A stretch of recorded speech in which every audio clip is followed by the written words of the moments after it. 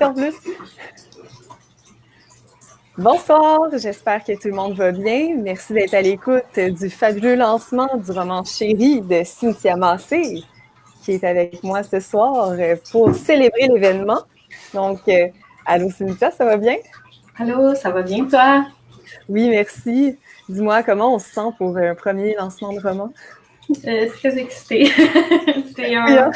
C'est un drôle de feeling d'avoir son rêve qui se réalise, là.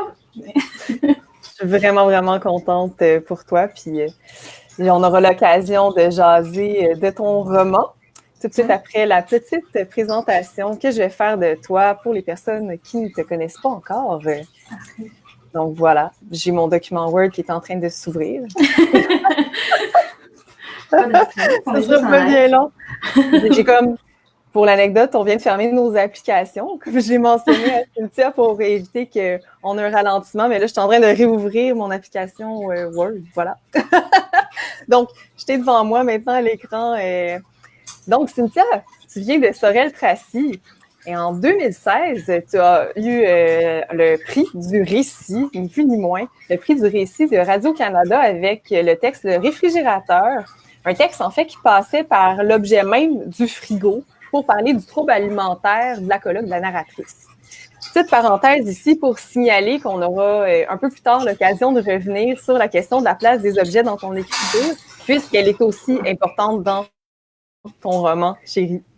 Donc, fin de la petite parenthèse. Donc, je continue avec ta présentation biographique. En 2019, tu as terminé une maîtrise en création littéraire à l'Université de Montréal sous la direction de Jean-Simon Desrochers. Ton premier roman, dont on célèbre aujourd'hui la naissance, est justement une adaptation de ton mémoire. Je dois dire que si la version académique était déjà plus que prometteuse, le résultat qu'on tient aujourd'hui entre les mains est un roman complètement captivant et jubilatoire. Et c'est vraiment le sentiment que j'ai ressenti à chacune de ces relectures. Donc, il nous plonge entièrement dans l'obsession de sa protagoniste. C'est un roman d'une solidité, d'une assurance éclatante qui propose une narration vive et un humour désarmant malgré la teneur dramatique du sujet. Qu'avec Chérie, tu nous offres une intrigue singulière que je t'invite à nous présenter à l'instant, si tu veux. OK. Oui. Dans le fond, Chérie, c'est l'histoire d'une femme qui fait la rencontre d'un homme qui était avant marié, puis elle se voit un peu aspirée par le souvenir de l'ex-femme et par le désir de la remplacer. Et justement, cette quête-là prend la forme de la conquête de la maison de l'homme qui est marquée et hantée par le souvenir de son ex-femme. Si on joue avec les notes du suspense psychologique et du trailer dans ce magnifique roman-là. Donc, comme j'ai mentionné en introduction, tu as amorcé l'écriture de Chérie dans le cadre de ton mémoire en recherche-création à l'UDM. Mais je me demandais si tu pouvais nous raconter un peu plus comment a commencé ton projet et ce qui t'en a inspiré l'écriture. Donc, je connais la petite histoire, mais elle est tellement plaisante que j'ai envie que tout le monde l'entende. L'histoire du roman? Oui, qu'est-ce qui cache derrière cette histoire de concurrence-là? Oui, bien, ça part du fait que j'écrivais un mémoire de recherche sur la compétition entre femmes dans l'œuvre de Nelly Arcan. Puis à peu près dans ces mêmes eaux-là où je commençais mon mémoire de maîtrise, je suis allée à la pendaison de crémaillère d'un de mes amis qui avait il avait fait construire une maison en fait avec son ex, c'était sa blonde à ce moment-là, puis elle l'a quitté pas longtemps après. Donc, je me rappellerai toujours de cette pendaison de crémaillère-là où chaque élément était criant de son ex et il disait « Ah, ça, les rideaux, je vais les changer. Ah, les luminaires, je vais les changer. Ah, ça, c'est pas moi qui ai choisi ça. » Et ça m'a un peu obsédé cette idée-là de quelqu'un qui habite dans une maison qui n'est pas vraiment la sienne, mais qui est tout seul dedans. Et c'est ça. C'est de là que ça part. Super, merci beaucoup. Pour revenir un peu justement sur le cadre de ton mémoire, qui comportait aussi une partie recherche-essai qui se tournait vers la compétitivité entre femmes chez Nelly Arcan. Je me demande comment cette recherche-là a mis à travers ta narrative. OK. Là, tu as bugué un peu dans mon écran, mais tu parlais je pense que c'est la part de ma recherche sur la compétitivité par rapport à mon écriture, c'est ça? OK. Oui, exactement, voilà. J'ai comme compris quelques mots, mais il y a eu des silences entre. T'as tout bien capté. T'as reconstitué ma question. OK, oui, c'est ça. Fait que c'est la compétition, comme j'écrivais là-dessus et je lisais toutes les œuvres de Nelly Arcan, puis je lisais aussi beaucoup d'œuvres théoriques féministes sur la compétition entre femmes et c'est ça, des analyses un peu de la psychologie de ça. Puis c'était un sujet qui me hantait et j'avais vraiment besoin de me purger un peu de ça. Puis c'était aussi pour moi une façon d'extérioriser un peu mon obsession avec Nelly Arcan. Puis tout au long de ma maîtrise, je lisais et je relisais Nelly, puis j'étais comme paralysée par l'idée que tout ce que j'écrivais serait jamais à la hauteur de Nelly Arcan. Puis un peu que le fait d'écrire sur la compétition, ça me permettait d'extérioriser mon angoisse d'écrire après Nelly. C'est magnifique parce que tu parles d'angoisse et de concurrence envers une figure disparue, puis c'est ce qui se trame entre les protagonistes de ton roman, Chérie. Puis on va s'arrêter là pour pas trop en dire et voler la mèche. Mais non, je trouve ça brillant comment ça s'est joué dans ton rapport à l'écriture, mais aussi mise en abîme dans l'intrigue même de Chérie. Alors, dans Chérie, on a une narratrice protagoniste qui s'appelle Cynthia, comme toi. Donc, je me demandais pourquoi ce hasard-là, pourquoi avoir attribué ton prénom réel à ton personnage d'un texte, en fait, qui est un roman. Donc, qu'est-ce qu'elle représente par rapport à toi? Qui elle est par rapport à toi? L'idée d'appeler mon personnage Cynthia, c'est un peu aussi une mise en abîme de Nelly Arcan. Donc, c'est un hommage à Nelly, dont le personnage principal s'appelle souvent Nelly, ou parfois son alter ego s'appelle Cynthia, qui est née de sa sœur mort-née, puis c'est son double, c'est son alter ego, et c'est aussi une obsession. Et donc, c'est tous des éléments qui m'ont vraiment inspirée pour l'écriture de ce roman-là. Puis en même temps, ça me permettait aussi de jouer un peu sur les limites de l'autofiction. Puis je me suis vraiment permis d'aller explorer l'autofiction, surtout dans les passages qui parlaient d'écriture et du monde littéraire, qui sont quand même présents aussi dans le roman. D'ailleurs, on aura l'occasion de s'en reparler un petit peu plus tard, de l'intertextualité, si tu veux bien. Mais c'est fascinant, hein, tout le réseau de sens, puis un peu d'heureuses coïncidences qui se trament autour du prénom Cynthia, parce que je veux pas, c'est le tien, mais c'est aussi celui que choisissait Nelly Arcan à travers ses écrits. Fait que, bref, je trouve ça assez fabuleusement magique. On l'a mentionné tout à l'heure d'entrée de jeu, mais la présence des objets, des lieux du monde matériel qui expriment en quelque sorte une tension entre l'éphémère et l'immortalité, entre la mémoire et l'évanouissement qui se trame à la grandeur du roman. Donc, je me demandais si tu pouvais parler un petit peu plus de cette dimension matérielle, de son importance, comment, entre autres, elle s'insère dans la relation particulière qui se joue entre les deux femmes concurrentes, mais aussi du côté de l'identité de la protagoniste et de sa formation. Puis je me demandais aussi, point de vue de lectrice et éditrice, s'il n'y aurait pas un parallèle à faire entre la volonté de la narratrice de s'insérer dans le monde matériel et de se pérenniser d'une autre part à travers les mots en tant qu'autrice en devenir, puisque c'est une figure d'écrivaine. Donc, je ne sais pas si tu peux tout simplement en dire un peu plus sur qu'est-ce que ça représente les choses, les objets dans ton livre. Absolument qu'il y a un lien entre le désir d'écrire et les objets, dans le fond, dans le roman. Le besoin du personnage de meubler la maison de l'homme et un peu de prendre possession de tous ces objets-là qui étaient à la personne qui était là avant elle. C'est un peu comme un parallèle à mon propre besoin de meubler le monde de la littérature, qui est aussi le besoin de la protagoniste qui veut, avec ses mots, exister dans cet univers-là dont elle sent qu'elle fait pas partie. Donc, dans les deux cas, on parle un peu d'une femme qui veut se faire une place dans un endroit où elle a l'impression qu'on ne veut pas vraiment d'elle. C'est vraiment un super parallèle qu'on sent vraiment super bien à travers le roman. Puis ça va me permettre aussi de glisser vers la prochaine question, dans le sens où c'est prendre une place, mais à travers des emprunts. Elle arrive dans une maison préexistante avec un décor imprégné de l'ancienne femme. Fait que c'est comment utiliser des outils déjà existants, des choses qui nous précèdent pour les approprier puis tailler notre place à travers ce tissu-là. Là, ça m'amène à parler un peu plus d'écriture parce que, comme tu l'as mentionné, il y a énormément d'intertextualité à travers ton roman. Donc, tu renvoies de manière explicite et implicite à plusieurs autrices, auteurs et même artistes aussi en dehors du monde littéraire, notamment dans la sphère musicale. Ça se construit comme ça, hein, à travers différents renvois. C'est comme si elle se formait sa peau, hein, à travers cette identité littéraire-là. Donc, je me demandais si tu pouvais nous parler un petit peu plus de la raison de ce dispositif-là dans ton œuvre et aussi de la présence de ce tissage-là intertextuel. Qu'est-ce qu'il pourrait dire sur ta protagoniste et sur son désir de s'inscrire dans le milieu littéraire, même si tu as déjà amorcé un peu ta réponse précédemment? Oui, ben c'est ça. Ça vient encore une fois de la compétition qui était tout le temps présente dans ma tête pendant que je rédigeais ça, mais en plus de rédiger un mémoire de maîtrise, je lisais beaucoup parce que j'adore la littérature québécoise. Donc, c'est sûr que c'est quelque chose aussi qui était tout le temps en arrière-plan, mais aussi quelque chose que, tu sais, je lisais d'autres auteurs, d'autres autrices, puis même j'écoutais de la musique de Taylor Swift, puis je me disais, voilà, tout a été dit, je pourrais jamais dire mieux, par exemple. Mais j'ai finalement cherché à intégrer ces œuvres-là au lieu d'essayer de les dépasser parce que je me disais que ça ne donne à rien d'essayer de les dépasser. Et au final, la protagoniste aussi, elle veut pas nécessairement dépasser le monde de la littérature, elle veut juste en faire partie, elle veut l'intégrer. C'est de là que c'est habiter la maison comme elle veut le faire avec la maison. La maison. Oui, cette belle grande maison. Trouver sa chambre à soi à travers tout ce grand manoir-là multiple. Merci pour tes réponses qui sont absolument passionnantes d'ailleurs.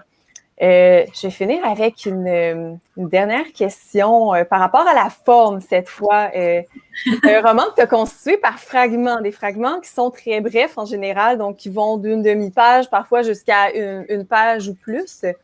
Puis, en fait, c'est pas tant la constitution par fragments dont je voulais parler, mais plutôt le lien entre chaque fragment et son titre. En fait, c'est un des éléments qui m'a le plus fasciné quand j'ai ouvert ton manuscrit pour la première fois, parce que, pour auditeurs et auditrices, chaque fragment est coiffé d'un titre qui est toujours très punché, parfois très mystérieux. Des fois, le lien est très clair avec le fragment. Des fois, il est plus ténu, puis on découvre ce lien-là en cours de lecture. Donc, le titre finit par être éclairé à la lecture de chaque fragment. Donc, il y a vraiment un jeu qui se tisse entre le texte et les sous-titres, dans le fond, de chaque fragment. Un lien qui est souvent sur le mode du jeu ou la ludicité, de l'ironie. Hein. Il y a beaucoup d'humour, hein, d'ailleurs, qui surgit à travers ton texte. Et le rapport avec les titres y est pour beaucoup aussi. Donc, je me demandais, en fait, comment tu as eu ces idées de titres-là, puis en fait, dans quel ordre ces idées-là te sont apparues? Donc, la question, c'est un peu l'œuf ou la poule vegan. Donc, on est deux véganes, voilà. Donc, je me demandais si c'était le titre qui te venait en tête comme un flash, puis après ça, tu avais l'idée du fragment, ou si c'est comme le contraire, tu écrivais le fragment, puis là, à un moment donné, tu avais le titre, ou peut-être que ces deux réponses sont bonnes, puis les deux sont... Ouais, ben ça dépend des fragments, c'est les deux. C'est l'œuf et la poule vegan. Okay. En général, au début, j'écrivais les fragments, puis après l'avoir rédigé, j'essayais de trouver un titre qui le remettrait en perspective. Mais à un moment donné, quand ma créativité s'essoufflait, j'ai commencé à un moment donné à me faire une liste incroyable de titres potentiels. J'avais toute une liste, puis quand je savais pas quoi écrire, j'allais prendre un mot qui commençait par C, parce que le punch aussi, c'est que tous les titres de fragments commencent par un C. Donc, j'avais ma liste, puis quand je savais plus trop quoi faire, où aller, dans quelle direction, je prenais un titre, puis là, je m'imaginais comment, justement, je pouvais utiliser ce mot-là pour faire un jeu avec un fragment, puis le placer dans mon histoire pour que ça la fasse progresser. Donc, ça dépend absolument de quel fragment. Je suis vraiment contente de ta réponse parce qu'on n'en avait jamais vraiment discuté de cet élément-là. Donc, je suis vraiment contente d'avoir accès à cet aspect-là. Puis, donc, oui, tu sais, c'est, comme tu l'as dit toi-même, c'est pour tous les titres. Donc, c'est comme Chérie, qui est le titre du roman, c'est comme le Cynthia de la narratrice, son prénom. Et ce que je trouve cool, c'est qu'il y a quelque chose de très oulipien. Tu sais, tu donnes une contrainte puis tu la respectes du début à la fin. Mais en même temps, ça parle beaucoup de l'obsession de la narratrice. Ça se veut pas, t'as une figure quand même d'obsédée à travers ton personnage de protagoniste. Donc, ça se traduit dans son obsession à ce que tout son univers corresponde à la première lettre de son prénom qui est C. Donc, je trouve ça fantastique comment ça vient toucher à la fois le contenu et la forme même que tu t'es donnée. Écoute, merci pour tes vraiment merveilleuses réponses. Donc, c'est l'heure de l'extrait maintenant. Donc, je t'inviterai à lire un extrait de ton choix à l'instant. aussi. Je l'avais déjà choisi dans mon livre. J'ai vraiment envie de voir ce que tu as choisi. Oui, c'est vrai, tu le sais pas, hein? OK. Ton haleine envahit le plafond de mes rêves. Je tente à chaque visite d'imprégner tes murs blancs, de m'infiltrer dans les brèches afin qu'il reste quelque chose de moi après mon départ. Un souvenir pour te permettre de ne pas m'oublier. Mettre à profit ce grand espace que tu n'habites pas, l'occuper en ton nom pour te rendre service. Merci. J'adore le mystère de l'extrait que tu as choisi. C'est vraiment très titillant. Merci beaucoup. Donc, c'est rendu le moment pour ton discours, si tu en as un à faire. Oui, j'en avais un. Tu m'avais averti que j'aurais peut-être un moment à la fin pour remercier des gens. J'aimerais en premier remercier mon chum qui m'a laissé toute seule de nombreux samedis en me disant que je devais écrire puis que si je le faisais pas, j'allais me sentir mal après. Donc, ça m'a permis d'avancer. J'aimerais aussi remercier, c'est sûr, Jean-Simon Desrochers qui m'a guidée dans la naissance de ce projet-là et qui m'a carrément motivée à faire la maîtrise, donc, par extension, à écrire ce roman. Et toi, Fanny, qui m'a guidée dans la conversion de ce mémoire en le beau roman que voici. On va le mettre en double.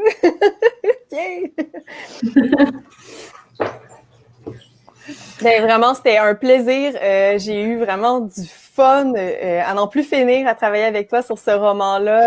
Autant de mon côté quand je faisais des lectures que quand on se rencontrait. Puis je dois dire d'ailleurs, tu es une des dernières personnes que j'ai vues à Montréal. Pourquoi vraiment à l'Anticafé? Je tenais à le souligner parce que ça me laisse vraiment un super beau souvenir de mes dernières sorties là-bas. Donc, vraiment, c'était un honneur et un plaisir. Tu as tellement bien travaillé. C'était tellement tout le temps juste dans la joie qu'on a fait ça. Donc, vraiment, je peux dire de mon côté, c'était le fruit d'une super belle collaboration. Puis, je lui prédis un avenir, oui, absolument brillant. De mon côté, ben, je voulais te remercier.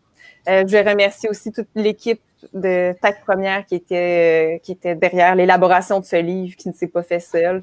Je donne un merci particulier, évidemment, Aimé Lévesque à la révision, Isabelle Posé aux corrections des preuves, Francesco Gualdi qui fait toujours des super belles maquettes de couverture et d'intérieur aussi, et Élise Warren, on se gâte, on le remet à l'écran. Je suis toujours du mauvais côté. Donc, qui nous a fait la super belle illustration. Donc, merci Élise. Et Alexandrine qui est aux communications et à la coordination du lancement. Est-ce que tu voulais ajouter quelque chose d'autre?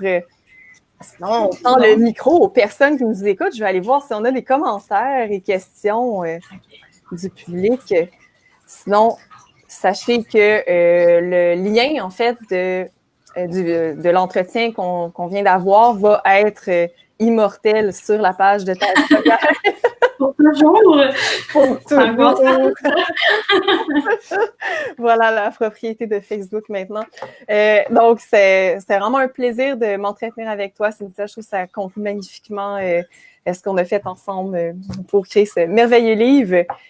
Donc, n'hésitez pas à continuer de poser des questions en dessous de la vidéo, directement à Cynthia, d'envoyer vos commentaires et tout. Ça fait toujours plaisir. Puis, sinon, je vous invite aussi à voir les autres lancements virtuels qu'on a faits sur la page même avec Marie-Jeanne Bérard et son roman Mars et Marc Médard et son roman Brasier. Donc voilà, merci énormément d'avoir été à l'écoute à distance. C'est ô combien précieux en ce moment d'avoir ce contact-là, même si c'est virtuel. Donc, félicitations encore, Cynthia. Puis, ce que je te souhaite pour ce soir, c'est le plus beau repas vegan du monde. C'est mieux que... ça va être un risotto aux champignons. Peut-être. J'ai fait des insights sur ton roman. Bon.